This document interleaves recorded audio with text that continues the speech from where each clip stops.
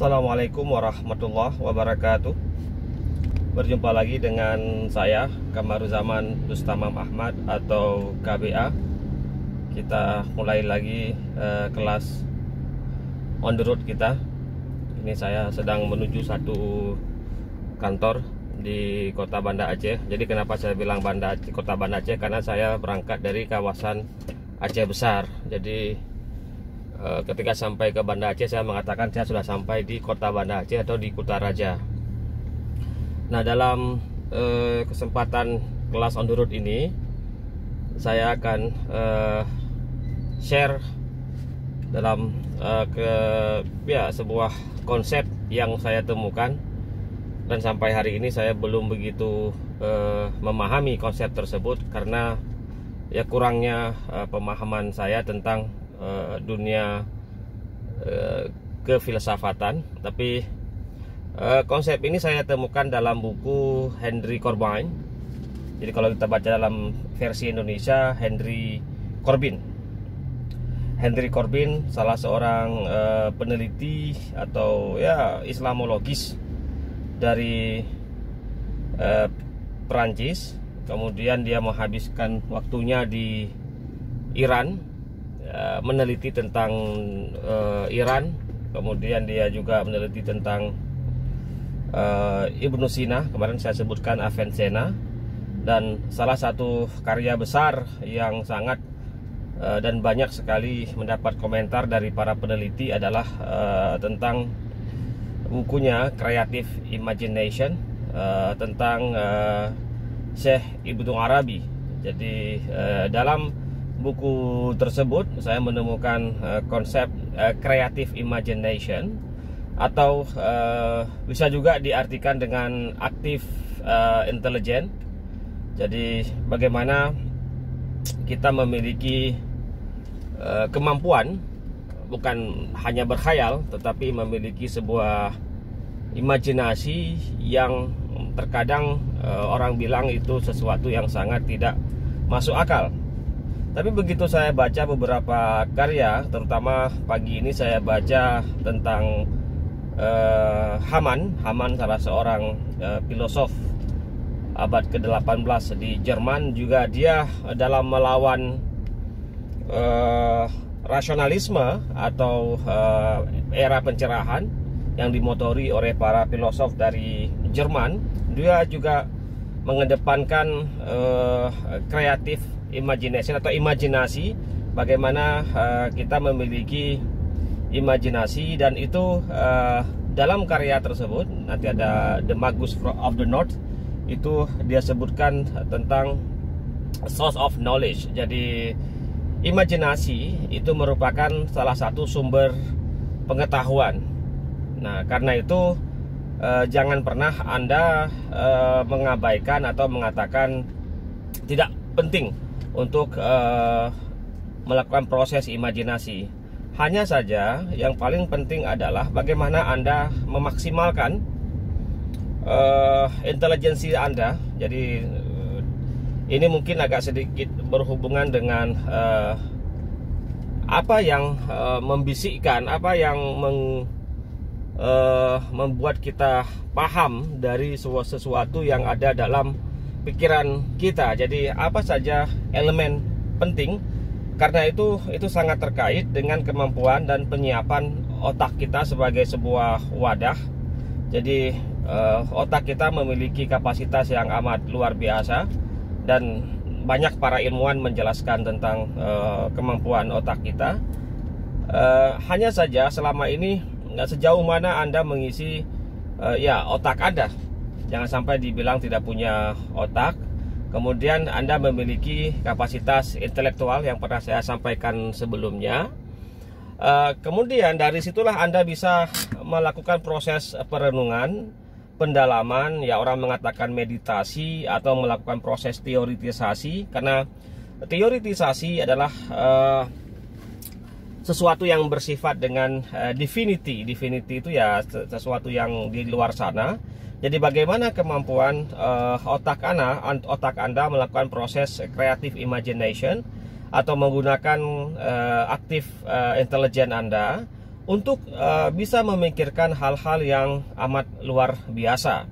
Dan ini terkait dengan bagaimana Anda mencerap informasi dari alam sana, dari informasi-informasi yang masuk ke dalam imajinasi Anda dengan perangkat intelektual Anda, dengan pengalaman spiritual Anda, dengan tingkat bacaan dan analisa yang Anda lakukan selama beberapa tahun. Kata orang, Anda tidak perlu menjadi jenius kalau Anda sudah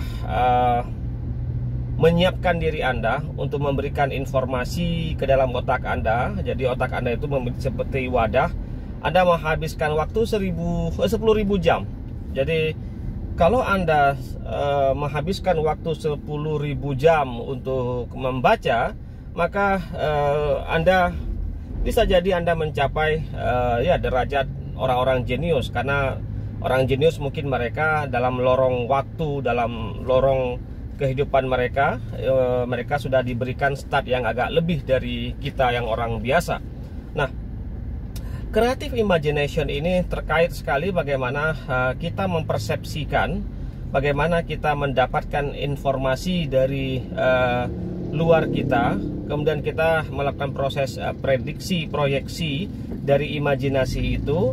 Dan kebanyakan itu adalah berhubungan dengan angelology. Jadi tentang sesuatu yang bersifat dengan kemalaikatan. Jadi bagaimana informasi-informasi itu masuk dalam imajinasi kita, dan tidak menutup kemungkinan ada juga informasi-informasi tersebut dalam creative imagination ini melalui mimpi. Jadi terkadang mimpi juga memberikan kita sebuah sinyal, simbol atau pesan di dalamnya, sehingga ada orang yang berusaha untuk menafsirkan, mentakbirkan, mentakwilkan mimpi yang kita alami. Bahkan dalam beberapa pengalaman kenabian, ada beberapa mimpi yang kemudian menjadikan sebuah peristiwa besar dalam sejarah umat manusia. Misalnya mimpi Nabi Ibrahim, kemudian mimpi Nabi Yusuf. Jadi sebenarnya source of knowledge, sumber pengetahuan itu tidak semata-mata dari aspek yang kita lihat di sekitar kita, tetapi juga bisa itu berasal dari luar sana, yang kemudian kemampuan kita lah, kemampuan akal, kemampuan batin kita untuk mencerap apa yang dan mengapa hanya kita, atau kenapa harus kita yang menerima sebuah pesan tersebut. Jadi terkadang apa yang muncul pada diri Anda, apa yang Anda alami secara imagination itu, pertanyaannya kenapa harus Anda yang menerimanya, kenapa bukan orang lain. Jadi persoalan kemengapaan itu yang paling penting untuk Anda renungkan. Who are you? Siapa Anda? Dan mengapa Anda mendapatkan pesan tersebut? Ketika Anda memiliki sebuah orang mengatakan imajinasi atau proyeksi ke depan, kenapa harus Anda? Kenapa bukan orang lain? Dan siapa Anda? Dan inilah yang kemudian menciptakan otak kita berpikir secara terus-menerus. Jadi kita, orang-orang yang berpikir secara terus-menerus, mereka itulah yang akan terjerembab dalam kajian filsafat. Mengapa begana, mengapa begini, ada apa. Jadi dia memikirkan sesuatu yang hakikat, sesuatu yang bersifat beingness, keberadaan. Kemudian dia memikirkan tentang nothingness, ketiadaan. Kemudian dia memikirkan tentang ketuhanan. Jadi inilah kemudian yang menyebabkan otak manusia memiliki ledakan-ledakan yang itu kemampuannya di atas kemampuan, kalau saya boleh bilang di atas kemampuan komputer. Karena kemampuan otak ketika dia terjadi proses ledakan pemikiran dari fase creative imagination ini, kemudian memberikan dia stimulus. Stimulusnya apa? Untuk dia berpikir seolah-olah dia bersatu dengan alam semesta. Jadi apakah kemudian otak dia bergerak sesuai dengan alam, atau sebaliknya alam yang mengikuti gerak dalam akal pikiran dia? Kemudian apakah dia kemudian mampu menafsirkan sekian informasi-informasi dari luar sana, dari sesuatu yang bersifat mistik, dan itu yang menyebabkan orang tersebut memiliki kapasitas, jadi otak dia selalu aktif, berpikir, merenung, kemudian duduk sendiri, kemudian merasa bersalah. Jadi proses-proses perenungan inilah yang menyebabkan dia memiliki sebuah kalau saya boleh bilang titik-titik ilmu pengetahuan yang telah dia baca sekian literatur. Jadi kalau Anda lihat dalam literatur orang-orang jenius, orang-orang yang memiliki kapasitas di atas rata-rata, dalam hal ini misalnya Henry Corbin mengkaji tentang sosok Ibnu Arabi. Siapa yang tak kenal Ibnu Arabi? Siapa yang tak kenal dengan karya-karya dia? Kemudian siapa yang tidak kenal dengan berbagai pemikiran-pemikiran yang dihasilkan oleh Ibnu Arabi, dan pengaruh Ibnu Arabi juga sampai ke Nusantara. Jadi bisa Anda bayangkan orang yang memiliki creative imagination, active intelligence itu adalah mereka yang mampu tidak hanya berbicara pada level apa yang mereka lihat secara tersurat, tetapi juga mereka mampu melihat dan menafsirkan apa yang tersurat. Nah, disinilah kemudian kemampuan mereka memberikan pesan-pesan simbolik, pesan-pesan yang kemudian mereka simpan hakiki, nilai hakiki atau makna hakiki dalam puisi, dalam mungkin simbol, atau dalam mereka simpan semua sesuatu yang bersifat the real of meaning, sehingga muncullah ilmu takwil, meskipun nanti orang mengatakan itu lari pada kajian spiritual hermeneutik. Namun creative imagination inilah yang membuat sebuah peradaban itu bisa terbangun, karena dia mampu menyeimbangkan apa yang terjadi di alam sana. Pernah saya sampaikan tentang makro dan mikro kosmos. Jadi inilah yang disebut dengan yang pernah saya sampaikan kemarin tentang bridging of knowledge. Jadi bridging of knowledge ini ketika kemampuan creative imagination, makanya saya agak kaget ketika dulu saya bilang kemarin, saya ulang lagi, kenapa profesor saya meminta saya untuk membaca buku Henry Corbin.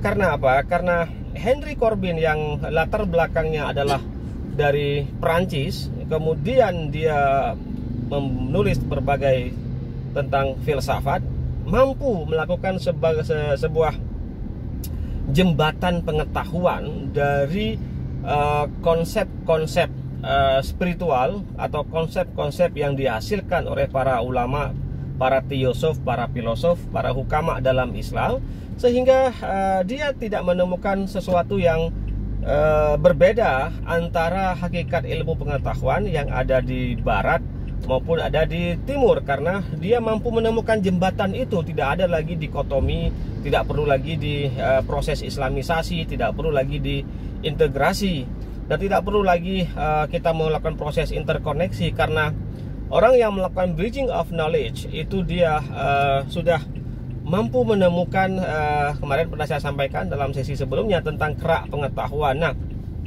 begitu pentingnya creative imagination atau active intelligence, atau dalam bahasa Arab sering dikatakan akal al-fa'al.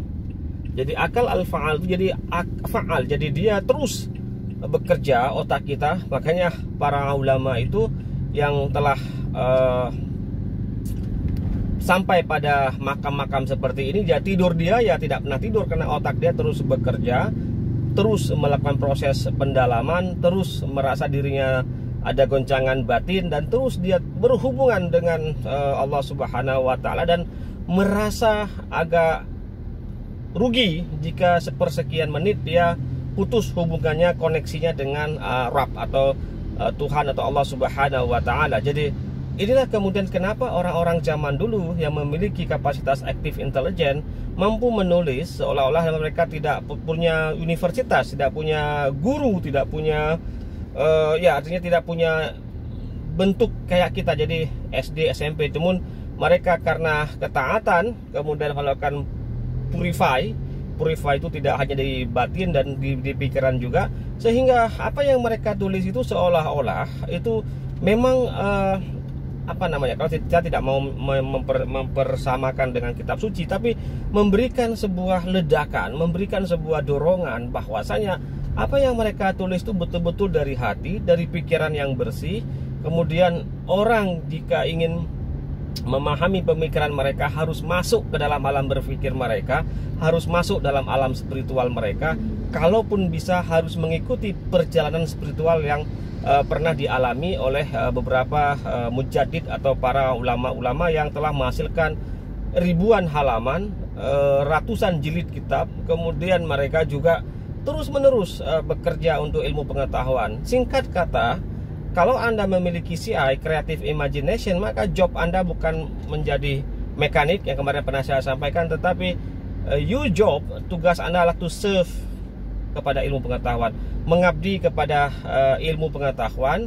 Anda melakukan proses penyerahan diri kepada Tuhan Anda, kepada Allah Subhanahu wa Ta'ala, dan disitulah kita mendapatkan unlimited knowledge, pengetahuan atau unmediated knowledge. Jadi ilmu pengetahuan yang tidak perlu ada mediasi, orang mendapatkan direct knowledge, pengetahuan langsung ketika otak dia sangat bersih, purify.